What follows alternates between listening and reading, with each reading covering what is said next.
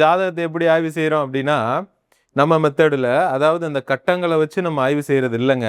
அதாவது அந்த கட்டத்தை ஒரு நிமிஷம் முன்னாடியோ பின்னாடியோ நகர்த்தினா அந்த கட்டத்தில் எந்த மாற்றமும் வராதுங்க. அப்போ நீங்கள் மட்டும் அந்த ஜாதக கட்டத்தை வச்சுக்கல, அதுலேருந்து 2 நிமிஷம் 3 நிமிஷம் முன்ன பின்ன இருக்கிறவங்களும் அதே ஜாதக கட்டத்தை தான் வச்சுருக்காங்க. ஆனால் 2 பேரும் வேறு வேறு லைஃப் ஸ்டைல் வாழ்கிறீங்க. இன்னமுமே சொல்லப்போனால் 1 நிமிட வேரியேஷனில் பிறந்த ரெட்டை குழந்தைகளே, நான் சொன்னேன் இல்லையா, தலையிலிருந்து பாதம் வரைக்கும் இருக்க சிந்தனை, செயல்பாடு, மனசுன்னு ஒரே மாதிரி இருக்கிறது இல்லை. அப்புறம் எப்படி இதெல்லாம் பண்ண முடியும்? புரியுதுங்களா? அப்போ துல்லியமாக டிகிரி வைஸ் அதில் பிரித்து உள்ளே கொண்டு போய் நம்ம சாஃப்ட்வேரில் இந்த மாதிரி வச்சுட்டோம். அப்போ 1 நிமிடம் முன்னாடி நகர்த்தினா கூட அந்த நம்பர்ஸ், நான் சொல்லியிருந்தேன் இல்லையா போன வீடியோஸில், அந்த ஒரு நம்பரில் அத்தனை பலன்கள் இருக்குது அப்படின்ட்டு, அந்த நம்பர்ஸ் மாறும்போது அந்த பலன்கள் அவங்களுக்கு மாறும். இதுதான் கேபி சிஸ்டம். ஓகேங்களா? இப்போ இந்த கேபி சிஸ்டத்துலேருந்தும் இன்னும் கொஞ்சம் அட்வான்ஸ்டாக நம்ம என்ன பார்க்குறோம், எந்த முறையாக இருந்தாலும் நட்சத்திரத்துக்கு தான் நம்ம இம்பார்ட்டன்ட் கொடுப்போம். அப்போ இந்த நட்சத்திரங்களையே நம்ம டோட்டலாக இங்கே பிரித்து எடுத்து வச்சுட்டோம். இதுதான் கேஇ சிஸ்டம் அப்படின்னு சொல்லி சொல்கிறோம். இப்போது கேஇ சிஸ்டத்தில் நம்ம இந்த நட்சத்திரங்களை பிரித்து எடுத்தாச்சு. ஓகேங்களா? அப்போ நம்பர்னா என்னன்றது உங்களுக்கு தெரிஞ்சிருச்சு. ஒவ்வொரு நட்சத்திரங்களும் ஒரு பலனை கொடுக்கும். இந்த பலன்களைத்தான் இந்த நம்பர்ஸ் வச்சிரு 27 நட்சத்திரங்களும் பவர்ஃபுல்லாக வேலை செய்யும். அப்போ நீங்கள் பிறந்த நட்சத்திரம் மட்டும் உங்களுக்கு தெரியும். ஓகேங்களா? அப்போ ஜஸ்ட் அதில் நீங்கள் பிறந்திருக்கீங்க, அவ்வளோதான். ஆனால் அந்த நட்சத்திரம் உங்களுக்கு இதில் நல்ல பலனை தருதா கெட்ட பலனை தருதான்னு தெரியாது. எனக்கும் 27 நட்சத்திரங்களும் ஆக்டிவேட் ஆகி வேலை செய்யும், உங்களுக்கும் 27 நட்சத்திரங்களும் ஆக்டிவேட் ஆகி வேலை செய்யும். நட்சத்திரங்கள் தான் ரொம்ப ரொம்ப முக்கியம். நம்ம இந்த நட்சத்திரங்களே என்னென்ன பலன்கள் கொடுக்குது அப்படிங்கிறத எடுத்துட்டோம். நட்சத்திரங்களோட மதிப்பு என்ன, நட்சத்திரங்கள் நம்ம மேலே ஏற்படுத்தக்கூடிய தாக்கம் என்ன, ஜாதகத்தில் நட்சத்திரங்களோட பங்கீடு என்ன அப்படிங்கிறத நம்ம முன்னோர்கள் அவ்வளவு அருமையாக நமக்காக எடுத்து கொடுத்துட்டு போயிருக்காங்க. ஓகேங்களா? இப்போ பார்த்துடலாம். அஸ்வினி, பரணி, கார்த்திகை, ரோஹிணி, மிருகசீரிஷம், திருவாதிரை, புனர்பூசம், பூசம், ஆயில்யம், மகம், பூரம், உத்திரம், அஸ்தம், சித்திரை, சுவாதி, விசாகம், அனுஷம், கேட்டை, மூலம், பூராடம், உத்திராடம், திருவோணம், அவிட்டம், சதயம், பூரட்டாதி, உத்திரட்டாதி, ரேவதி, இப்படின்னு இந்த 27 நட்சத்திரங்களும் சேர்ந்து 9 கிரகங்களை வேலைக்கு தான் வச்சிருக்கு. ஓகேங்களா? அப்போ பவர் எங்க இருக்குங்க? நட்சத்திரத்துக்கிட்ட தான் இருக்கு. அப்ப இந்த நட்சத்திரத்திற்காக கட்டப்பட்டது தான் அத்தனை கோவில்களும். சரிங்களா? இந்த ஒரு விஷயம் மட்டும்தான் நான் புதுசா சொல்ல போறேன். அதாவது இவ்வளவு நேரம் இந்த ஒரு விஷயத்துக்காக தான் நீங்க பாத்தீங்க. அப்ப இந்த ஒவ்வொரு நட்சத்திரத்திற்கும் நம்ம முன்னோர்கள் கோவில் கட்டி வச்சிருக்காங்க. ஓகேங்களா? நட்சத்திரத்திற்காகத்தான் கோவில்கள். 2ஆம் பட்சமா தான் கடவுள்களுக்காக. அதாவது சார், கடவுள் இருக்காரோ இல்லையோ, அது நிறைய பேர் இல்லைன்னே சொல்லுவாங்க, சிலர் இருக்குன்னு, அது போக வேண்டாம் சார். ரேசஸ், அங்க அந்த நட்சத்திரத்தோட ரேசஸ் செயல்படுது. இதை எப்படிப்பா நீ சொல்ற? நம்ம முன்னோர்கள் எப்படி நான் இந்த நட்சத்திரம் இந்த கோவில்ல அந்த நட்சத்திரத்தோட ரேசஸ் இருக்கு அப்படிங்கிறத எப்படி நான் நம்புறது? பார்த்துடலாம் சார். இந்த நட்சத்திரத்தோட கதிர்களுக்கும் நம்ம பூமியில இருக்கக்கூடிய மரங்களுக்குமே ஒரு தொடர்பு இருக்கு. அதனால தான் ஸ்தல விருட்சகத்தை அங்கே வச்சாங்க. சார் வேற ஒன்றும் இல்லை சார், அந்த ஏரியாவில் அந்த மரம் நல்ல செழிப்பாக வளர்ந்துருக்கும். ஏன்னா அந்த நட்சத்திரத்தோட ரேசஸ் அது மேலே நல்லா வளர்றனால தான் அந்த இடத்துல அந்த கோவிலை கட்டி அந்த ஸ்தல விருட்சகத்தின் பேர்லேயே அந்த சிவனையும் வச்சு வழிபாடு செய்கிற நம்ம முறையை நம்ம முன்னோர்கள் நமக்கு கொடுத்துட்டு போயிருக்காங்க சார். ஓகேங்களா? ஜாதகத்திற்காக கட்டப்பட்டதான் சார் கோவில்கள். இதை பார்த்துடலாம் சார். உங்களுக்கு அஸ்வினி நட்சத்திரம், அஸ்வினி நட்சத்திரத்தோட மரம் எட்டி மரம். எட்டி மரத்தை ஸ்தலமரமாக வச்சு எட்டீஸ்வரர் திருக்கோயில்னு வச்சுட்டாங்க, செங்கல்பட்டுல இருக்கு. பரணி நட்சத்திரத்தோட மரம் நெல்லி மரம். அந்த நெல்லி மரத்தை ஸ்தலமரமாக வச்சு நெல்லிவனநாதர்னு அதுக்கு பேரும் வச்சு அந்த ஊர் பேரே திருநெல்லிக்காவல் தான். அப்படின்னா என்ன அர்த்தம்? அங்கே நெல்லி மரங்கள் அடர்ந்து வளரக்கூடிய ஒரு இடம் அப்படின்னு அர்த்தம். கார்த்திகை நட்சத்திரம் அத்திமர ஸ்தலமரம். அத்திமரத்தை ஸ்தலமரமாக வச்சு அத்தீஸ்வரர் கோவில். சரிங்களா? அத்தீஸ்வரர் அது திருவண்ணாமலையில் அத்தின்ற அந்த ஊர் பேரே அத்தி. ஓகேங்களா? அத்தின்ற ஊரில் அத்தீஸ்வரர் கோவில். ஏன்னா அங்கே அத்தி மரங்கள் நிறைய அடர்ந்து வளருது. அடுத்து ரோஹிணி நட்சத்திரம். ரோஹிணி நட்சத்திரத்தோட மரம் நாவல் மரம். ஓகேங்களா? அப்போ நாவல் மரத்தை ஸ்தலமரமாக வச்சு திருநாவலீஸ்வரர் அப்படின்னு பேர் வச்சு அந்த ஊர் பேரு திருநாவலூர். ஓகேங்களா, விழுப்புரத்தில் இருக்கு. இன்னொரு கோயில் ஜம்புகேஸ்வரர்னு சொல்றாங்க. ஜம்பு அப்படின்னா நிறைய கோயில் ரிசர்ச்சில் போறப்ப அதை வந்து சமஸ்கிருதத்தில் தான் நிறைய மாற்றி வச்சுட்டாங்க. ஸோ ஓகே, பரவாயில்ல. ஜம்பு அப்படின்னா நாவல்னு அர்த்தம்ங்க. ஜம்புகேஸ்வரர் திருநெல்லிக்காவல் திருச்சியில் இருக்கு. ஓகேங்களா, சரிங்க சார். அடுத்து திருவாதிரை நட்சத்திரம். திருவாதிரை நட்சத்திரத்தோட மரம் செங்காலி மரம். அதுக்கு பேர் துந்துபீஸ்வரர்னு வச்சு செங்காலிபுரம் அப்படிங்கிற ஊர்லயே அந்த கோயிலையும் அவங்க வச்சிருக்காங்க. துந்துபீஸ்வரர் அப்படின்னா என்ன அர்த்தம் அப்படின்னு கேட்டீங்கன்னா, இந்த யானை தந்தம் இந்த மாதிரிலாம் இருக்குல்ல, அதுக்கு ஏதாவது ஒரு கதை சொல்லி வச்சிருப்பாங்க. ஆனா அது திருவாதிரை நட்சத்திரத்தோட கோயில். திருவாதிரைங்கிறது யாரோட அந்த நட்சத்திரம்? ராகுவோட நட்சத்திரம். ராகுவோட தன்மை என்னன்னு சொல்லியிருக்கேன்? நுரையீரல் அப்படின்னு சொல்லியிருக்கேன். அப்ப இந்த துந்துபீஸ்வரர் கோயிலுக்கு போங்க, பின்னாடி செங்காலி மரம் ஸ்தல மரமா இருக்கும். அந்த கோயிலே எழுதியிருப்பாங்க, நுரையீரல் சார்ந்த பிரச்சனைகள் இங்க வந்தா சரியாகும்னு போட்டிருப்பாங்க. ஓகேங்களா. அடுத்து புனர்பூச நட்சத்திரம். புனர்பூச நட்சத்திரத்தோட மரம் மூங்கில் மரம். மூங்கில் மரத்தை ஸ்தல மரமா வச்சு திருநெல்வேலி நெல்லையப்பர் கோவில் இருக்கு.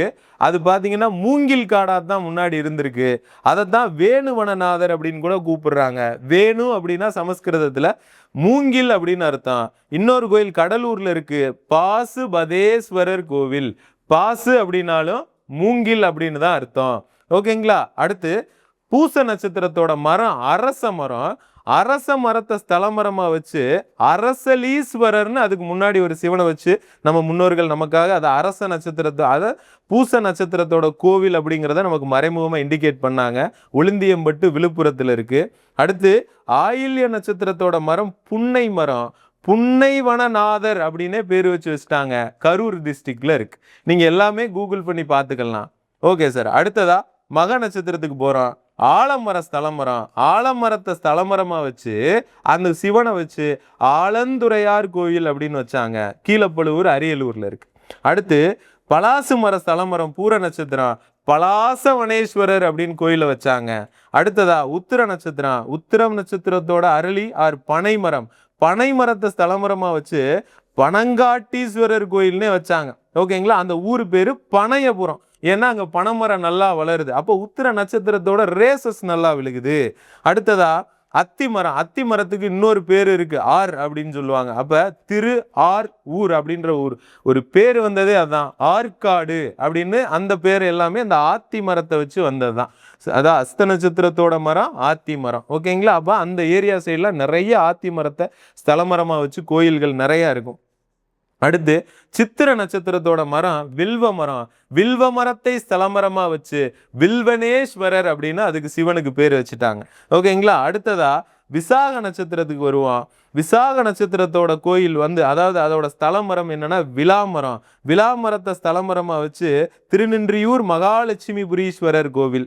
அதுக்கு இன்னொரு பேரு விலாமரநாதர் அப்படின்னு இருக்கு. ஓகேங்களா. அடுத்து சுவாதி நட்சத்திரத்துக்கு போவோம். சுவாதி நட்சத்திரத்தோட மரம் மருத மரம். மருத மரத்தை ஸ்தலமரமா வச்சு மருதீஸ்வரர் கோயில்னு வச்சாங்க.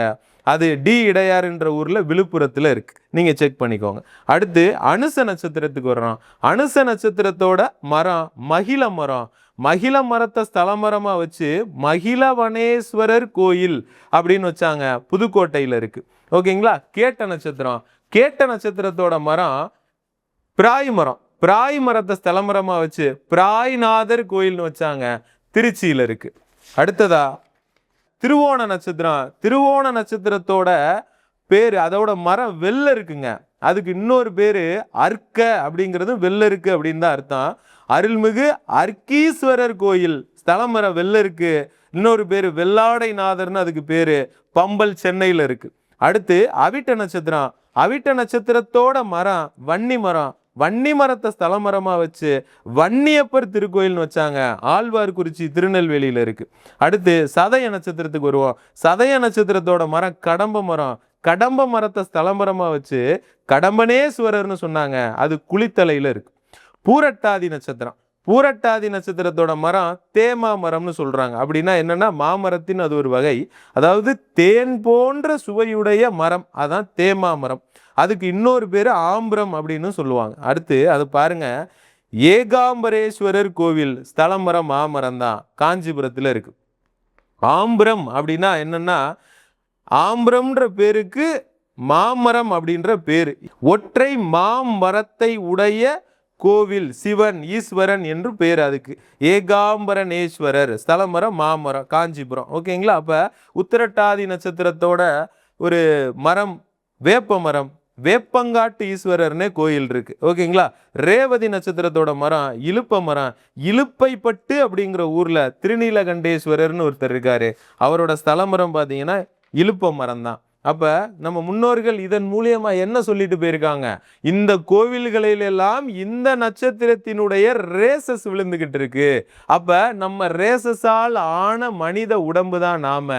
அந்த ரேசஸை வச்சுதான் நோய் நொடிகள்ல இருந்து எல்லா விஷயத்தையும் நாங்க கால்குலேட் பண்ணி சொல்லிக்கிட்டு இருக்கோம்.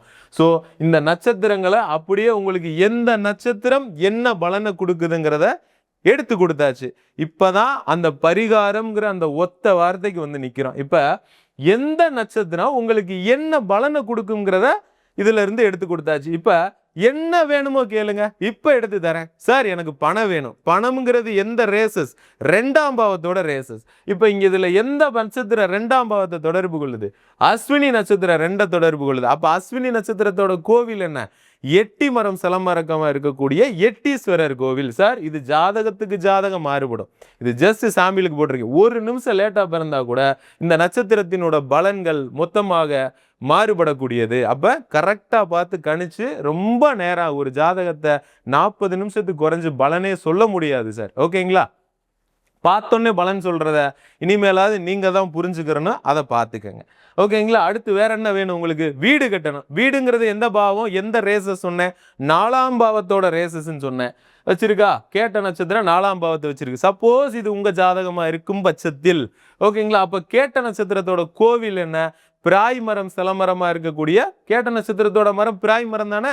அப்ப பிராய் மரம் ஸ்தலமரமா இருக்கக்கூடிய பிராய்நாதர் கோயில் திருச்சிக்கு போயிட்டு வந்தீங்கன்னா வீடு கட்டுறதுக்கான அந்த ரேசஸை நீங்க திரும்ப திரும்ப வாங்கிட்டு வந்துகிட்டே இருப்பீங்க. கட்டாயம் அதற்கான சூழலை இந்த பிரபஞ்சம் உருவாக்கி தரும். இப்ப எனக்கு குழந்தை இல்லைங்க, 4ஆம் பாவம் அதிகமாக செயல்பட்டுக்கிட்டே இருக்கும். அப்போ நாளை தடுக்கணும்னா எந்த ரேசஸ் உங்களுக்கு தேவை? 3ஆம் பாவத்தோட ரேசஸ் உங்களுக்கு தேவை. அப்போ 3ஆம் பாவம் உங்கள் ஜாதகத்தில் எங்கே ஓகே இந்த பூராட நட்சத்திரம் 3ஆம் பாவம். அப்போ 3ஆம் பாவ ரேசஸை நீங்கள் வாங்க 4 செயல்படும், 5ங்கிற குழந்தை ஆக்டிவேட் ஆகிடும். ஸோ இதுதான் பரிகாரம். இன்னும் எனக்கு உயர் பதவி வேணுங்க, நான் இன்னும் நல்ல நிலைமைக்கு போகணுங்க, தொழில் ஸ்தானம் சிறப்பாக இருக்கணுங்க, என்ன பண்ணலாம்? இங்கே 10ஆம் பாவம் பூச நட்சத்திரம். அப்போ பூச நட்சத்திரத்தினுடைய மரம் என்ன? அரச மரம். அரச மரம் ஸ்தலமரமாக இருக்கக்கூடிய அரசலீஸ்வரர் கோயிலுக்கு போ, உனக்கு அதற்கான அந்த ரேசஸ் அதிகப்படும், நீ அதை வாங்கிட்டு வா அப்படிங்கிற விஷயங்கள சொல்கிறோம். அப்போ 12 கட்டத்துக்குள்ள நம்ம முன்னோர்கள் எல்லாத்தையும் அடக்கிட்டாங்க. கட்டாயம் ஏதாவது ஒரு நட்சத்திரம் உங்க ஜாதகத்துல அதை தொடர்பு கொண்டிருக்கும். அதை நம்ம ஆக்டிவேட் பண்ணும்போது கட்டாயம் அதற்கான பாதையில நம்ம போக ஆரம்பிப்போம். கட்டாயம் நல்லதே நடக்கும் சார். ஓகேங்களா? இப்படிதான் அந்த பரிகார முறையில போகுது. புரிஞ்சுக்கங்க சார். நான் அங்க போய் விளக்கு போடுங்கன்னு சொல்லல, உருண்டு கரணம் போடுங்கன்னு சொல்லல. அங்க போய் ஸ்தல மரத்துக்கிட்ட வேண்டுங்க. இன்னமும் கூட சொல்றேன், எல்லா மதத்தினரும் வேண்டுறாங்க. ஓகேங்களா? கடவுள்கள் தான் மாறுதே உள்ளது, வேண்டுதல் மாறல. அப்ப நம்ம முன்னோர்கள் என்ன செஞ்சு வச்சிருக்காங்க? சிவன் அந்த போய் மரத்தை வேண்டுறானா யாராவது வேண்டுவாங்களா? அப்ப அந்த மரம் அப்படிங்கிறது ஒரு கடத்தி மாதிரி இருந்து இன்னமுமே நமக்கு அதிகப்படியான நன்மைகள் அந்த நட்சத்திரத்தோட தொடர்புல இருக்கும். அதனாலதான் நல்லா விவரம் தெரிஞ்ச குருக்களை பாருங்க, அந்த சிவனுக்கு இணையான ஒரு மரியாதையை அந்த ஸ்தல மரத்துக்கும் கொடுப்பார். அப்ப சிவன் கோயில 3 சுத்த சொல்றாங்களா? அப்ப என்ன செய்யறான்? சாமியை கும்பிட்டு இப்படியே கையை வச்சு கும்பிட்டுக்கிட்டே போறோம். என்ன நினைக்கிறான்? உள்ள சிவன் கேட்டுக்கிட்டு இருக்காரு அப்படின்னு சொல்லி பேசி சுத்திக்கிட்டே 3 ரவுண்ட் அடிப்போம், எனக்கு இது வேணும் அது வேணும். ஆனா அங்க இருக்க ஸ்தல மரத்துக்கிட்ட நம்ம தெரிஞ்சோ தெரியாமலோ சொல்லிடுறோம். அதுதான் நமக்கு சீக்கிரமா அதோட ரிஃப்ளெக்ஸை கொண்டு வந்து தரும். இன்னமும் சொல்றேன், தட்டுங்கள் திறக்கப்படும், கேளுங்கள் தரப்படும்னா எண்ணம் போல் வாழ்க்கை அப்படின்னு சொன்னாங்க. ஓகேங்களா? அப்ப அது கடவுளே இல்லை, உருவமே இல்லைன்னு சொல்றவங்க கூட நட்சத்திரத்தையும் ஸ்டாரையும் பிறையையும் பார்க்குறாங்க. ஓகேங்களா? கிறிஸ்டின் கூட என்ன செய்யறாங்க? வீட்டில் ஸ்டார் தான் கட்டுறாங்க. அது இயேசு பிறந்ததுக்கு வழிகாட்டுது அப்படின்னு சொல்லி. நம்மளும் நட்சத்திரத்தை தான் பார்க்குறோம். நட்சத்திரங்களிலேயே பலன்கள் அதிகமாக உள்ளது. உப நட்சத்திர முறை நான் பார்க்குறேன். ஓகேங்களா? ஸோ இது என்னோட சாட்டுங்க. இதுதான் சார் உப நட்சத்திர முறை. மீண்டும் ஒரு தடவை சொல்லிக்கிறேன், ஒரு ஜாதகத்தை ஆய்வு செய்வது என்பது அவ்வளவு சாதாரணமான விஷயம் இல்லை.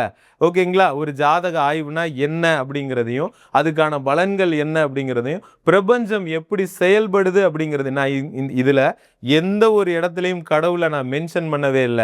அந்த ஸ்தல மரங்களையே மென்ஷன் பண்ணியிருக்கேன். நான் உங்ககிட்டயே கேட்கிறேன், இது கடம்பனேஸ்வரர் சிவனா? அரசலீஸ்வரர் சிவனா?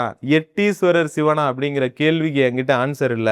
ஆனா கட்டாயமா நம்ம முன்னோர்கள் ஒரு விஷயத்த நமக்காக செஞ்சு குடுத்துருக்காங்கன்னா, அதுல கண்டிப்பாக பலன்கள் இருக்கும்னு நான் உறுதியா நம்புறேன்.